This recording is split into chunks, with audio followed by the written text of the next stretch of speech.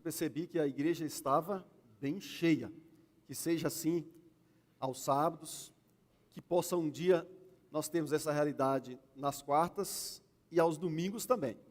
Sejam bem-vindos. Já conversei com boa parte de alguns aí, conversei com o Wilson ali, já até convidei o Wilson para vir congregar aqui com a gente. Entrou aqui, o convite é feito.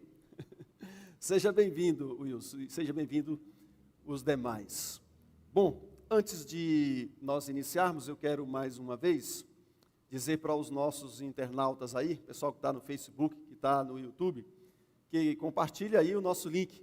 Vamos fazer esta mensagem chegar a alcançar o maior número de pessoas possível em mais esta noite, tá certo? Para que outras pessoas possam conhecer melhor sobre Jesus, para que outras pessoas possam se apaixonar por Jesus e que em breve elas possam estar aqui também conosco e daqui da igreja para que um dia nós estejamos juntos no céu. Amém? Vamos fazer uma oração como sempre nós fazemos. Deus, mais uma vez, louvado e glorificado seja o teu nome. Obrigado por estarmos aqui neste primeiro dia da semana, nas primeiras horas. Que o Senhor venha falar, Senhor, aos nossos corações, venha nos ensinar mais uma vez. Cure as nossas feridas, encha-nos de esperança, de motivação, de desejo, de fé, de ambição, de um dia estarmos no céu, na eternidade contigo. Em nome de Jesus, amém. Eu não pedi para projetar, não sei se é possível, mas o tema desta noite é a visão estratégica. Eu peguei esse termo emprestado do mundo empresarial ou do empreendedorismo, tá certo? O que é uma visão, o que é a visão estratégica?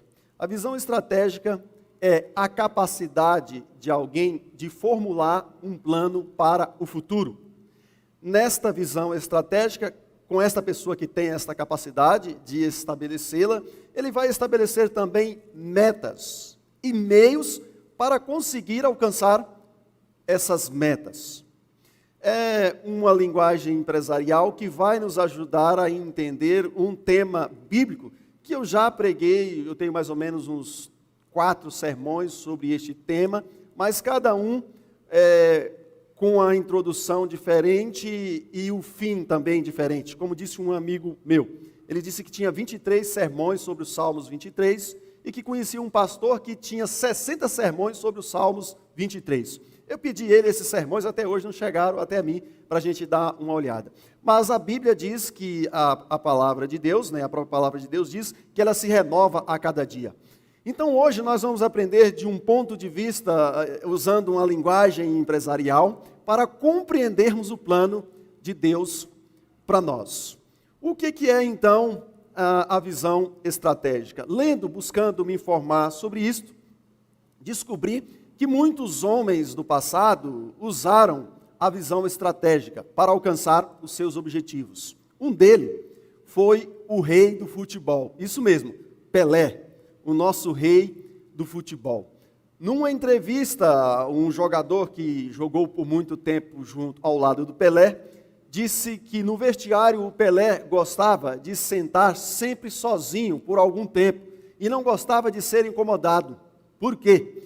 Porque ali ele ficava vivendo a partida de futebol. Ali ele ficava mentalizando, mapeando o jogo. Ele imaginava como ele iria fazer as jogadas. Ele então pensava, quando for um escanteio, em que lugar eu vou me posicionar, onde eu possa subir mais do que os zagueiros, onde eu possa ficar, onde eu possa pegar uma bola espirrada e colocar para dentro. Como, se eu pegar uma bola, eu e os 2 últimos zagueiros, como é que eu vou fazer para passar por eles? Tudo isso o Pelé ficava mentalizando. Ele usava esta técnica, a técnica da visão estratégica. Não é à toa que ele se tornou o rei do futebol. De fato, ele planejava direitinho como ele ia realizar as suas futuras partidas de futebol, o que resultou no título que ele tem hoje de o rei do futebol, o rei do mundo do futebol. Mas não só o Pelé, outras pessoas também. Por exemplo, eu aprendi há algum tempo como usar a visão estratégica na oratória. E hoje eu vou abrir para vocês aqui alguns segredos que eu uso da visão estratégica na oratória. Vocês perceberam que eu não uso esboço. Eu não uso esboço há muitos anos. Por quê? Primeiro eu aprendi que quando você vai fazer um esboço e coloca tudo no papel, alguém disse que você corre o risco de ajustar demais a mensagem e não deixar espaço para o Espírito Santo. E outra, se você coloca tudo no papel, tem alguém que fica atrás de você observando o sermão que você está fazendo. Sabe quem é? O inimigo. E ele fica observando o sermão para ver o que o pregador vai falar, para assim ele tentar desviar a atenção das pessoas para elas não compreenderem a mensagem. Sabendo disso, eu não coloco tudo no papel para que ele não veja. Eu sei que ele fica ali atrás, me observando quando eu estou fazendo os meus sermões. Então, o que eu faço? Eu uso uma cadeia bíblica, vou colocando os textos, coloco só o ponto principal, só as divisões, os textos dessas divisões, as subdivisões eu procuro mentalizá-las.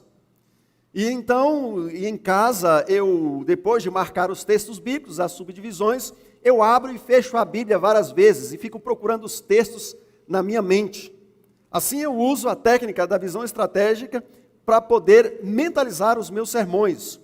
E eu faço isso também vivendo o sermão. Faço as minhas caminhadas e gosto de estar a sós nas minhas caminhadas, para que eu possa mentalizar o sermão. E ali, vivendo a mensagem, às vezes eu sinto as emoções que muitos nos bancos das igrejas por onde eu prego sentem. Eu sinto ali Deus falando comigo e às vezes eu preparo 2 mensagens e jogo fora. Porque aquela mensagem não falou ao meu coração. E se não falou ao meu coração, eu imagino também que não vai falar ao coração da igreja. Então eu jogo fora e procuro uma outra. Muitas vezes nas minhas caminhadas eu me emociono com as passagens bíblicas, com as citações. Eu fico me imaginando aqui pregando para vocês, alguém sendo tocado por esta mensagem, pedindo para que eu possa fazer uma visita para essa pessoa depois, como eu fiz ontem. E assim eu mapeio, eu uso essa questão de mentalizar, de viver a mensagem antes de ela ser pregada. Quando eu sento ali, nunca me importei, se alguém tem a necessidade de falar comigo, eu atendo, mas eu sempre sento aqui na frente, às vezes deixo a minha esposa lá, por quê? Porque aqui as pessoas vão perceber que eu não quero ser incomodado nos últimos 20, 30 minutos, eu estou repassando a mensagem na minha cabeça. Vocês estão entendendo?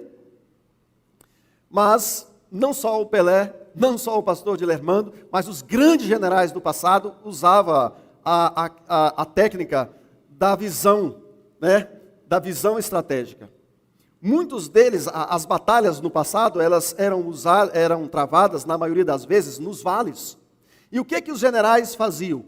Antes de estabelecer o lugar das batalhas, como foi com Israel, os filisteus e muitos outros reinos do passado, os generais subiam no mais alto monte, perto do vale ali, e ali ele dava uma olhada naquele vale, imaginava ali vivendo a batalha.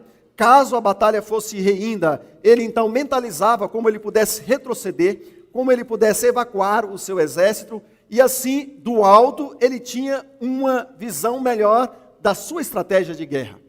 Isto é uma visão estratégica. Então, eu quero falar para vocês agora de alguém que usou a técnica da visão estratégica. E esse foi o nosso Senhor Jesus. Ele foi e é tremendo em estabelecer um planejamento. Então, eu disse no início que para se estabelecer um plano tem que ter essa capacidade. E o nosso Senhor Jesus, ele tinha essa capacidade. Eu quero convidar vocês para abrirem as Bíblias de vocês. É sempre bom que nós abramos nossas Bíblias. No livro de 2 Timóteo, a Bíblia fala do nosso Senhor Jesus, que estabeleceu um plano. Está no capítulo 1 de 2 Timóteo. Depois que você conseguir abrir aí, nós vamos para o verso 8. Amém? A Bíblia fala assim, ó. 2 Timóteo 1, 8. É Paulo falando. Portanto, não se envergonhe do testemunho de nosso Senhor, nem do seu prisioneiro, que sou eu. Pelo contrário, participe comigo dos sofrimentos a favor do Evangelho, segundo o poder de Deus, que nos salvou e nos chamou com santa vocação, não segundo as nossas obras, mas conforme a sua própria determinação e graça, que nos foi dada em Cristo Jesus antes dos tempos eternos, e manifestada agora pelo aparecimento de nosso Senhor Jesus Cristo. Então, esse texto está dizendo que Jesus estabeleceu um plano desde os dias da eternidade. A sua capacidade era tão grande que ele estabeleceu um plano eterno. Isso mesmo, antes que o planeta Terra fosse criado, antes que o homem fosse criado, antes que os anjos fossem criados, antes que o chefe dos anjos, Lúcifer, fosse criado, antes que brotasse na mente deste anjo o desejo de lutar contra Deus, o desejo de fazer guerra contra o governo de Deus, de maneira inexplicável, porque não se explica isso, Jesus estabeleceu um plano para resgatar a raça humana. Não porque ele fez a raça humana para cair em pecado, não porque ele criou Lúcifer para pecar contra ele, mas porque ele previu isso. Ele anteviu que isto iria acontecer, então estabeleceu um plano. Esta foi a visão estratégica de Jesus Cristo. E ele fez isso antes deste mundo, antes dos anjos, antes de Lúcifer, antes de qualquer outro ser criado. Só quando ele, o Pai e o Espírito existia, então ele estabeleceu o plano da salvação. Plano este que nos traz a salvação de graça. E aqui dentro desta visão, nós podemos aprender que a salvação pela graça não veio no Novo Testamento, como alguns pensam. Não veio também apenas no início, ali no Antigo Testamento, em Gênesis 3,15, quando foi anunciado a vinda de Jesus pela primeira vez. Não. A salvação de graça, ela existe para nós desde os dias da eternidade. Mesmo antes de você nascer a este mundo, você já tinha nascido na mente de Deus. Amém? Cristo estabeleceu este plano, o plano da salvação. E quando ele veio aqui a este mundo, ele gostava de falar deste plano. Lembra que eu disse para vocês que eu fico sempre mentalizando a minha mensagem, que o Pelé também sempre mentalizava as suas jogadas? Sempre Jesus, quando estava com seus discípulos e diante do seu público, ele mentalizava a cruz. Muitas vezes ele dizia assim, é necessário que o Filho do Homem seja preso, seja condenado, seja morto na cruz e ressuscite no terceiro dia, para que assim cumpra as Escrituras. Muitas vezes, quando Jesus era solicitado para fazer algo, como quando a sua mãe pediu que ele fizesse um milagre no casamento em Caná da Galileia, ele disse: mulher, o que tenho eu contigo? Ainda não é chegado a minha hora. Então Jesus sempre tinha em mente, ele, usando a sua onisciência, ele tinha um mapa mental do seu ministério. Isso estava sempre na sua mente e ele andava de acordo com este mapa. Porém, os seus discípulos não compreendiam isso. Nem mesmo João Batista, que anunciou que ele era o Cordeiro de Deus, compreendia isso. Nem mesmo a sua mãe, que o criou, compreendia que ele teria que morrer. Tanto é que ela desmaiou quando ele morreu na cruz, em desespero por ter perdido o seu filho. As pessoas ao seu redor não o entendiam. O mundo que ele criara, a raça humana da qual ele havia se tornado um para toda a eternidade, não compreendia Jesus. Ele era um estranho no seu próprio mundo, no meio da sua própria terra. As pessoas não compreendiam. Você já se sentiu incompreendido em algum momento? Jesus várias vezes se sentiu assim. Mas Jesus queria revelar este plano, principalmente para os seus discípulos, principalmente para os 12, ou melhor, principalmente para 3 deles, Pedro, Tiago e João. Por isso, ele usou a mesma técnica dos grandes generais. No livro de Mateus, capítulo 17, Jesus fez o quê? capítulo 17, a partir do verso 1, né? Jesus fez algo aqui muito interessante. Aliás, no capítulo 16, eu quero ler o capítulo 16 de Mateus, verso 27 e 28 primeiro. Tá bom? Diz assim, 16, 27 e 28. Jesus diz assim, porque o Filho do Homem há de vir na glória de seu Pai com os seus anjos, e então retribuirá a cada um conforme as suas obras. Quando você lê esse texto, o que é que você pensa? Na volta de Jesus, sim ou não? Claro, o texto está falando da volta de Jesus. Só que esse texto fala também de algo que antecede a volta de Jesus nos céus. Olha que coisa interessante. E você vai ver isso quando você lê o verso 28, que diz assim, e em verdade lhes digo, que dos que aqui se encontram, existem alguns que não passarão pela morte, até que vejam o Filho do Homem vir no seu reino. Olha, mas eu pergunto para você, e você pode, esta é uma pergunta retórica, é só para você pensar. Os discípulos viram Jesus voltando pela segunda vez? Não, todos eles morreram. Já se fazem pelo menos 2000 anos que Jesus fez essa promessa, e ele ainda não apareceu nas nuvens do céu. Mas o verso 27 diz que o Filho do Homem haveria de vir na glória com seus santos anjos. Mas ele ainda não veio. E o verso 28 ele diz que muitos que ali estavam ainda iriam presenciar isso. E a resposta, irmãos, está agora no capítulo 17 do mesmo livro de Mateus em diante, que diz assim, 6 dias depois, Jesus tomou consigo a Pedro e os irmãos Tiago e João e os levou em particular a um alto monte. E Jesus foi transfigurado diante deles. O seu rosto resplandecia como o sol e as suas roupas se tornaram brancas como a luz. E eis que lhes apareceram Moisés e Elias falando com Jesus. Então Pedro, tomando a palavra, disse a Jesus, Senhor, bom é estarmos aqui. Se o Senhor quiser, farei aqui 3 tendas, uma para o Senhor, outra para Moisés e outra para Elias. Falava ele ainda, quando uma nuvem luminosa os envolveu. E eis vindo da nuvem uma voz que dizia, este é o meu filho amado, em quem me agrado.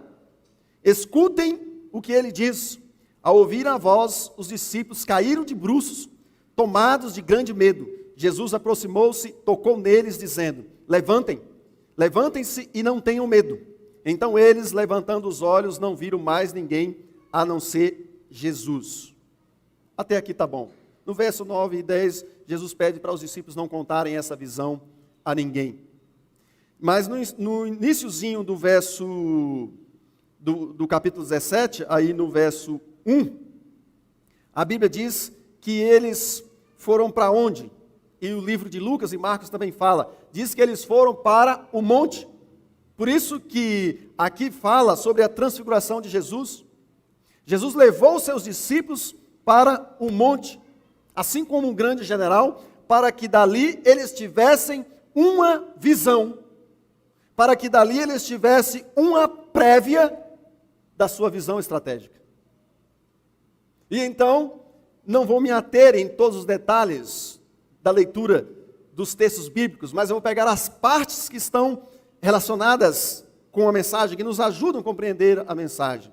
Quando os discípulos chegaram ali, cansados, eles cochilaram. Se você for ler outras partes da Bíblia, você vai ver que eles dormiram um pouco, mas de repente o monte se iluminou. E de repente as escadarias da cidade santa, a cidade santa desceu até ali. Numa linguagem científica, eu entendo que Deus dobrou o universo e trouxe a cidade santa à terra. E Moisés e Elias desceram pelas escadarias da cidade santa. E aqui a Bíblia diz que Moisés e Elias estavam conversando com Jesus e suas vestes brilhavam. O que aconteceu com Jesus é um processo chamado metamorfose. A divindade irradiou, brotou de dentro e tomou conta da humanidade.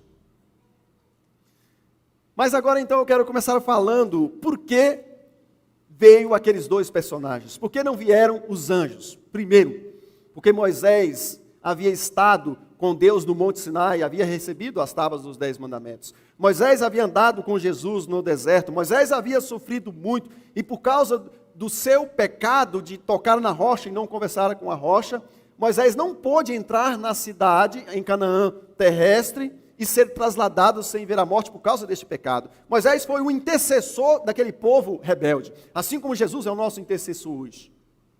Mas a Bíblia diz que Moisés ressuscitou. Moisés estava ali, porque Moisés era uma prévia da ressurreição dos justos. Moisés estava ali como uma prova do poder de Jesus sobre o pecado e da vitória de Jesus sobre a morte. Se Moisés já tinha ressuscitado, foi porque Jesus já tinha dado, vou usar agora uma linguagem da contabilidade, porque Jesus já tinha dado um cheque pré-datado que um dia ele viria e pagaria pelos pecados de Moisés. Moisés representava o dia em que todas as sepulturas deste mundo vão se abrir e todos os justos que estão mortos irão ressuscitar. Amém? Moisés representa o dia em que o irmão João vai levantar da sepultura. Moisés representa o dia em que o irmão Pedro Franco vai levantar da sepultura. Moisés representa o dia em que minha mãe vai se levantar da sepultura. Moisés representa todos aqueles que desceram ao túmulo, crendo no nosso Senhor Jesus como o Salvador deles. Por isso que Moisés estava ali, não os anjos. Mas existia um segundo personagem ali, sem falar dos 3 discípulos, Elias. Por que Elias estava ali? Elias estava ali representando uma outra classe. Elias estava ali representando aqueles que serão trasladados por ocasião da volta de Jesus. E é um termo conhecido. Trasladação significa aqueles que vão passar desta vida para outra sem ver a morte. Somente outro na Bíblia teve este privilégio, Enoque. Só Moisés, só Elias e Enoque passaram desta vida para outra sem ver a morte. Elias estava ali representando, talvez, você que está vivendo, eu diria, a última geração em cima dessa terra. Não estou falando aqui como os discípulos falavam nos dias deles, porque Paulo acreditava que Jesus voltaria nos seus dias e Jesus não voltou. Paulo errou? Não, porque Deus sempre colocava diante dos discípulos o breve retorno de Jesus Cristo, para que assim eles se animassem a pregar o Evangelho. Mas é porque, olhando todas as profecias bíblicas, desde Daniel capítulo 2, Daniel capítulo 7, Daniel capítulo 8, Mateus 24, estudando todo o livro do Apocalipse, eu cheguei à compreensão de que não falta mais nada para Jesus voltar. Não falta mais nada. O mundo está tomado de tudo do qual foi cenário o mundo antediluviano. Filho contra pai, guerras, pestes, marginalização, imoralidade e tudo mais que uma mente sem Deus possa pensar e praticar em relação ao pecado está se cumprindo neste mundo. Das 7 trombetas, 6 já foram tocadas. Das 7 igrejas, 6 já se foram, estamos na 7ª. Não falta mais nada para Jesus voltar em questão de profecias de tempo. Todas as profecias de tempo já se cumpriram. Elias representa aqueles que em algum momento, quando este mundo vai ser pego de surpresa, ao soar da última trombeta, quando Jesus voltar nos céus e logo após a ressurreição dos justos, vem a trasladação dos vivos justos, dos quais Elias representa aqui. Amém? Os discípulos tiveram uma prévia destes acontecimentos que estão inclusos na visão estratégica de Cristo. Mas não para aí. Jesus foi glorificado. E quando ele chegou ali, a oração de Jesus diante dos seus discípulos foi: Pai, mostre a minha glória que eu tinha contigo antes dos tempos eternos. Mostre que eu sou o eu sou para os meus discípulos. E de repente, Jesus foi glorificado e uma luz tão forte brilhou que iluminou todo o monte. E os discípulos acordaram meio atordoados e olharam para Jesus, as suas vestes estavam brilhando. Jesus ali passou por uma transformação, na linguagem científica, por uma metamorfose. Exerceu a glória e o poder com a qual ele vai voltar pela segunda vez a este mundo. Foi isso que Jesus queria mostrar para os seus discípulos. Ele estava dando uma prévia. No verso 28, ele diz: muitos dos que aqui estão não vão morrer sem antes ver o Filho do Homem vindo na sua glória, em poder e glória, com os seus anjos. Jesus estava dando para os discípulos uma prévia. A prévia destes acontecimentos era para encorajá-los nas dificuldades desta vida. Quão bom! Jesus tinha certeza de que ele venceria o inimigo. Ele perdeu essa certeza quando na cruz, de braços abertos, ele estava para morrer. Ali sim, ele não pôde usar mais a sua onisciência, porque a glória de Deus e a graça de Deus se afastou dele. Tudo o que ele via era a sepultura, não via como sair dali. Mas antes, ele usava sempre a sua onisciência para continuar vendo o que viria no futuro. Ele queria mostrar isso para os discípulos. Ele estava dizendo: este é o meu reino. Ele estava mostrando ali para os discípulos o que ele ia falar para Pilatos depois: o meu reino não é deste mundo. Ele estava mostrando ali para eles, na prática, aquilo que ele havia ensinado na teoria antes: vós não sois deste mundo, por isso o mundo vos odeia. Este é o meu reino, um reino de glória. Um reino onde os meus súditos vão se levantar do túmulo. Um reino onde muitos dos meus súditos não vão passar pela morte. Este é um reino eterno. E a prova disso, Pedro, João e Tiago, que aqui estão comigo, Moisés e Elias. Sabe, queridos, que maravilhoso. E Pedro deu uma sugestão para Jesus: Senhor, que lugar bom é esse? Só pode ser o céu. Não vamos descer mais daqui não. Vamos fazer aqui uma tenda, uma para Moisés e Elias, uma outra para ti. Vamos ficar aqui. Que maravilha! Quão bom fosse se nós pudéssemos ficar o tempo todo na igreja, sim ou não? Eu amo estar na igreja. Eu não compreendo porque alguns, às vezes, têm preguiça de vir para a igreja. Eu não compreendo. Eu sou um fominha de igreja.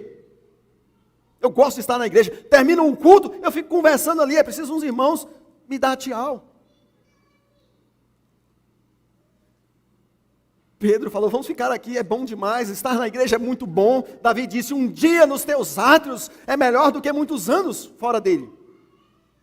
Quão bom, vamos vir para a igreja, vamos encher isso aqui aos domingos. Pedro disse: vamos fazer uma tenda aqui. Que lugar bom, é o céu. De fato, Jesus glorificado, Moisés e Elias, que tinham vivido no passado, agora estava diante deles. Mas,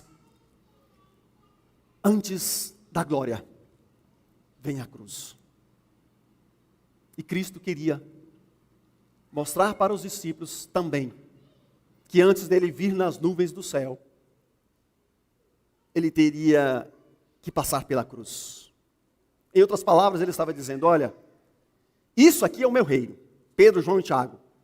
Isso aqui é o reino do qual eu falo. Não é um reino terrestre.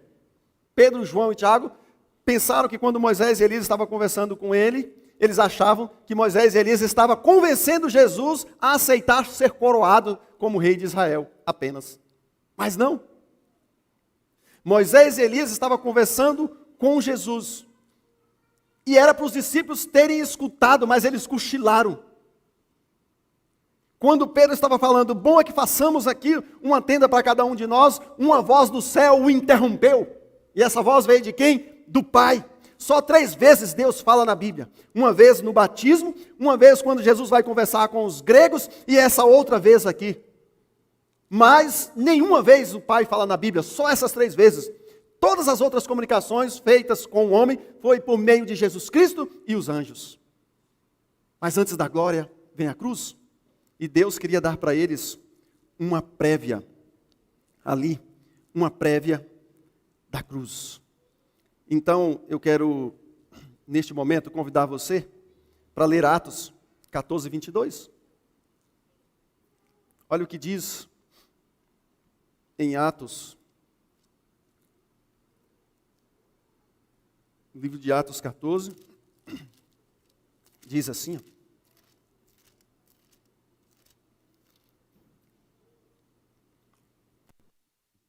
amém?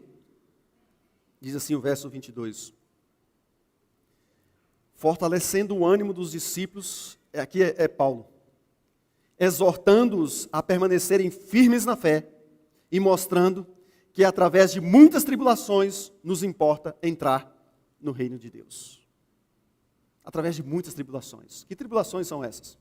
Quando um parente adoece, quando o esposo ou a esposa perde o emprego, quando um divórcio nos faz chorar, interrompe o nosso relacionamento familiar, quando uma doença bate à porta da nossa vida, quando somos perseguidos porque pregamos o Evangelho, porque quando às vezes perdemos o emprego por causa do Evangelho, tribulações.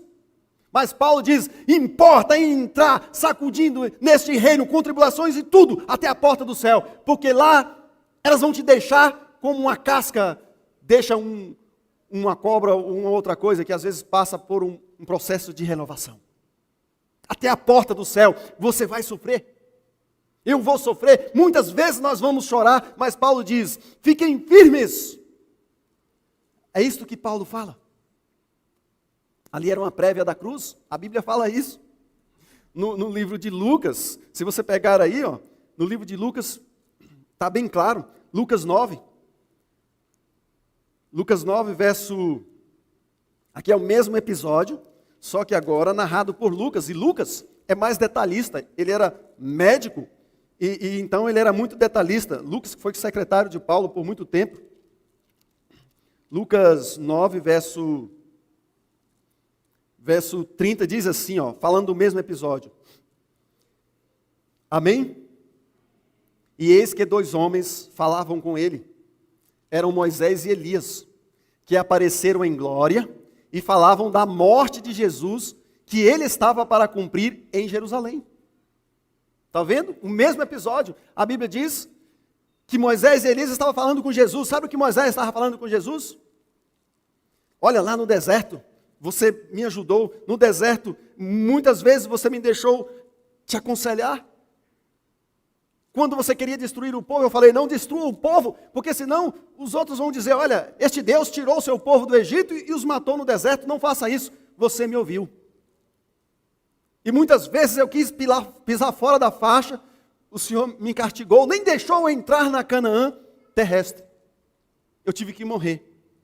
Mas eu ressuscitei, aqui estou, e você precisa cumprir o que você prometeu. Precisa pagar a minha dívida. Você precisa ir até o fim. E era isso que eles conversavam. E Elias dava os mesmos conselhos, diferente daquilo que os discípulos pensavam. Que eles estavam aconselhando Jesus a aceitar ser coroado e ser reino deste mundo apenas. Eles estavam dizendo o seguinte, lá na frente tem uma coroa te esperando.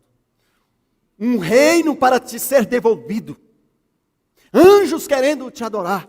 Você não pode parar, você precisa continuar. Estes mesmos conselhos Deus dá para você e para mim esta noite. Assim como Moisés e Elias aconselhou Jesus não desistir, Deus aconselha você nesta noite. O apóstolo Paulo diz assim, que nós devemos viver olhando para o autor e consumador da nossa fé, mesmo que o pecado se enrosque em nossos pés. Autor e consumador. Era estes os conselhos. Antes da glória, vem a cruz. Foi assim com Jesus e é assim conosco. Jesus disse assim, aquele que quiser me seguir, tome a sua cruz e siga-me para o local da execução, que era o Gólgota. Ele disse, neste mundo tereis tribulações, e é possível que você esteja passando por uma grande tribulação nesta noite. Você que está me ouvindo nas redes sociais, você que está em casa neste momento, que está sofrendo, quem quer chegar no céu vai ter que passar por grandes tribulações, mas vai chegar, porque com Deus a gente chega. Jesus subiu o Gólgota, Jesus cumpriu a sua meta As suas ferramentas foram a oração, a confiança em Deus, e de braços abertos ele morreu na cruz. E agora ele está sentado no seu trono com uma coroa de glória.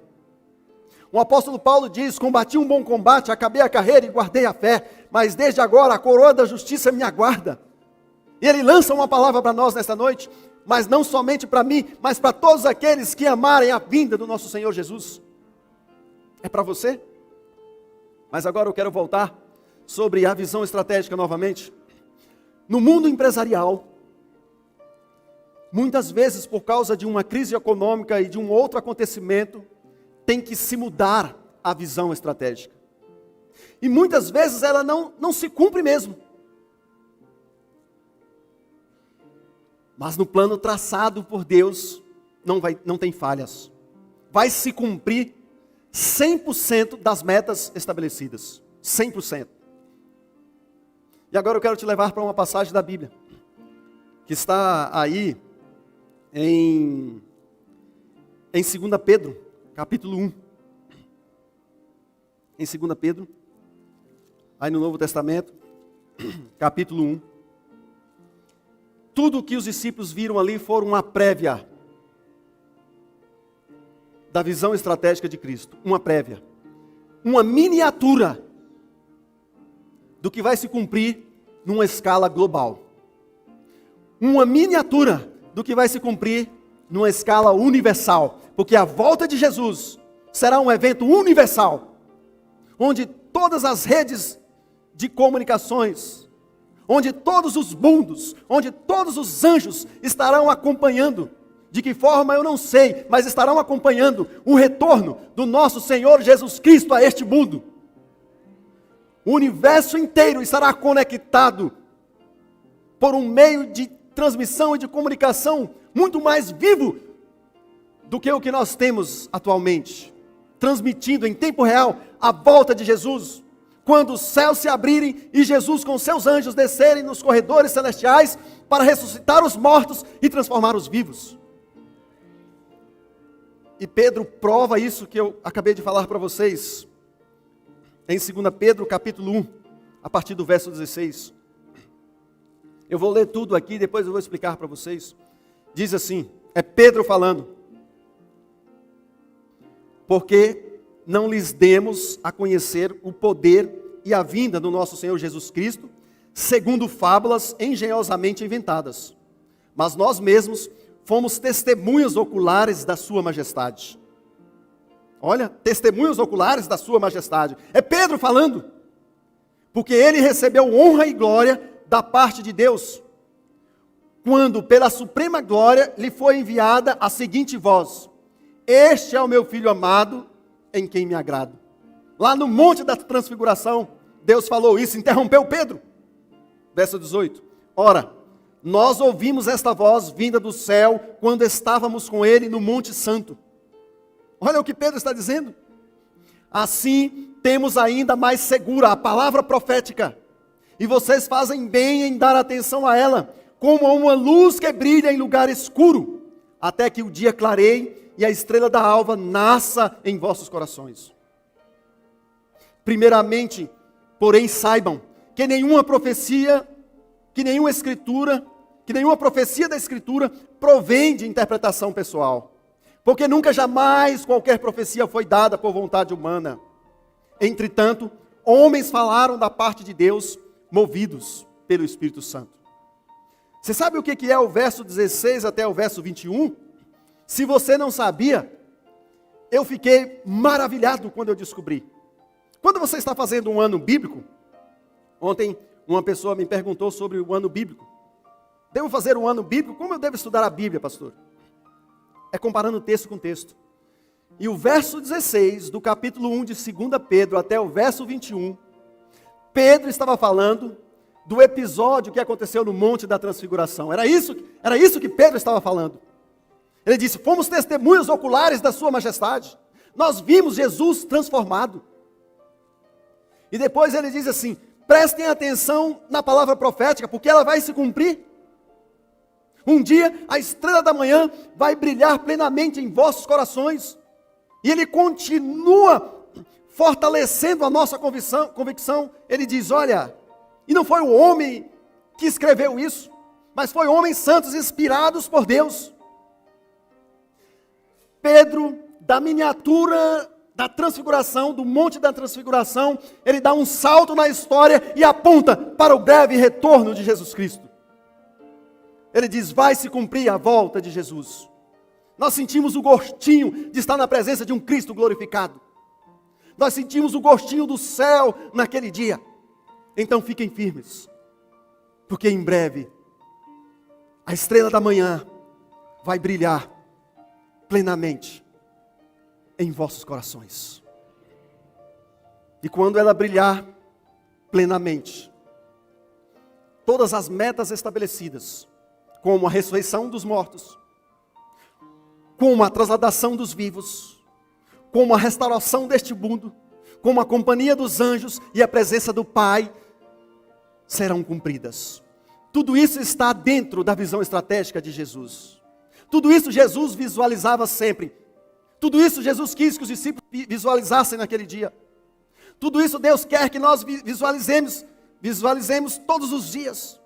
Ele quer que nós pensemos principalmente nos momentos finais da sua vida aqui, da sua condenação, da sua morte, da sua ressurreição, da sua segunda vida, com poder e grande glória. Ele quer que isso seja o centro dos nossos pensamentos. Ele quer que essa seja a nossa ambição. Porque em breve, todos os pormenores, todas as prévias que os discípulos tiveram, vai se cumprir numa escala global.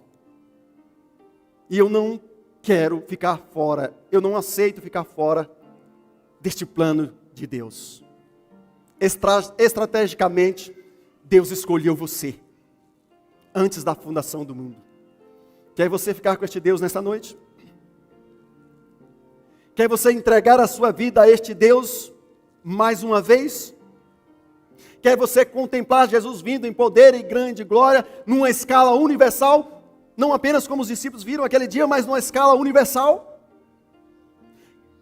Quer você ter que passar pela morte, ressuscitar naquele último dia? Quer você ser mais ambicioso ainda?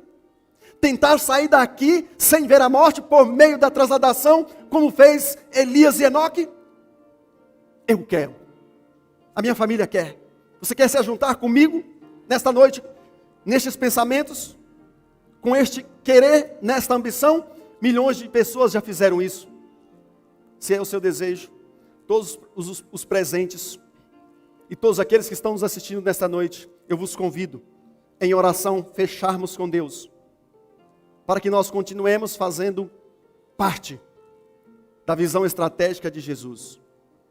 Que seja uma realidade em nossas vidas. Que em breve, o que se cumpriu numa miniatura, lá no Monte da Transfiguração, venha se cumprir numa escala global, de forma que todos nós estejamos inclusos. Feche os seus olhos e vamos orar. Pai, muito obrigado por mais uma vez estarmos juntos.